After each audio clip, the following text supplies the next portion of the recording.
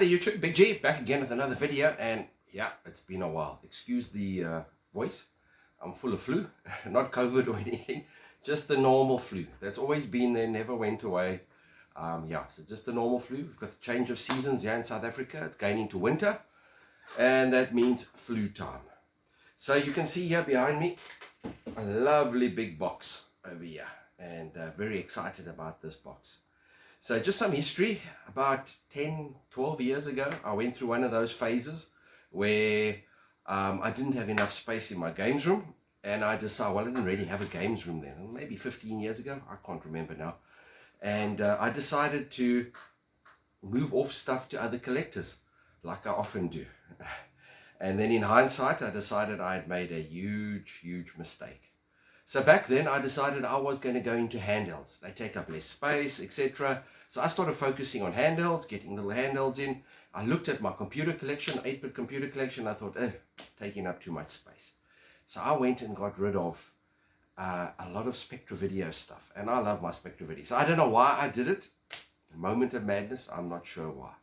But anyway, over the years, I still kept in contact with the collector that I had moved the stuff through, who lives up in Zambia, so a fellow African. Aki Georgiou, I hope I'm saying your name correctly, Aki.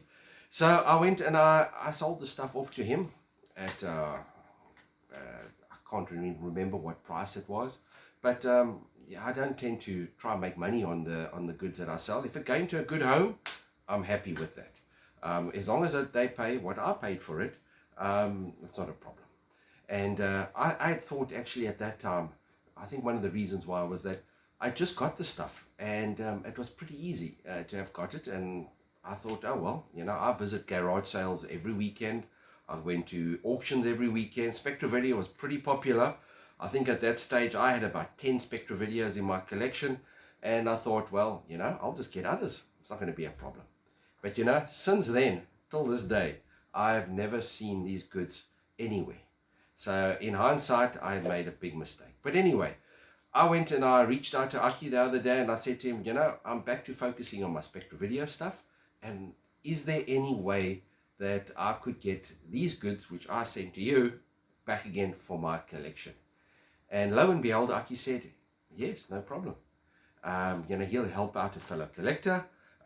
You know, he's got this goods over there. He just wants to look after the stuff that he had as a child, which was, it was the 318, which I sent him, and a 328 boxed, and these goods that are back over here. And a lot of software. I remember I sent him a lot of software. And yeah, so he was gracious enough. We did another trade. I sent him some VHS equipment.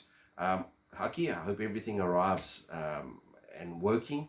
And if it doesn't work, please let me know. I'll try to fix it. A lot of these 80s stuff you can fix. It just takes a little bit. But otherwise, that was working when I sent it. So yeah, let's have a look at what Aki was gracious enough to send back to me, so that I can put back into my collection again, so that I can try to complete my SpectraVideo collection. So that's my big focus now at the moment. I want to complete the SpectraVideo collection. I'm also going to show later in another video where my collection stands at the moment with these goods. And then if you've got anything out there that you have to trade, I'll show you my duplicates as well. And then, yeah, that'll be great. If you hear any barking or growling, it's just my little puppies that are underneath over here, my little Shih Tzus. They keep me company here in the games room. Okay, so these are the goodies. Let's have a look. First up, and you know, these are all boxed. They're complete. Everything is in there. Is an 80-column SVR 806 cartridge. And if you are a SpectraVideo collector, you'll know these things are like hen's teeth. You just don't find them. So yeah, fantastic to have this back in my collection.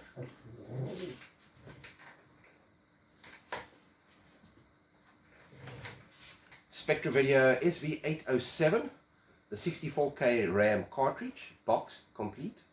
And you can still see there, that is, I can still remember it, that is from the auction where I bought this stuff at.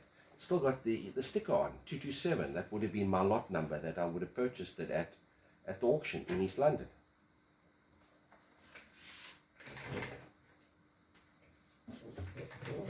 And then we've got the SV805, which is the RS232 interface. I've never used any of these cards, and I don't think any of them have ever been used So yeah, and here's a 16K cart, SV803, and you can still see there's the original price tag, 72 Rand and 95 cents. So 72 Rand 95 cents back in the day would have been, I suppose, a value of about 1,000 Rand now. Yeah, I'm not sure. So 16K ROM. And let me actually open this one just to show you how they are boxed and so forth. They got these lovely polystyrene cases that they come in. Got the manual.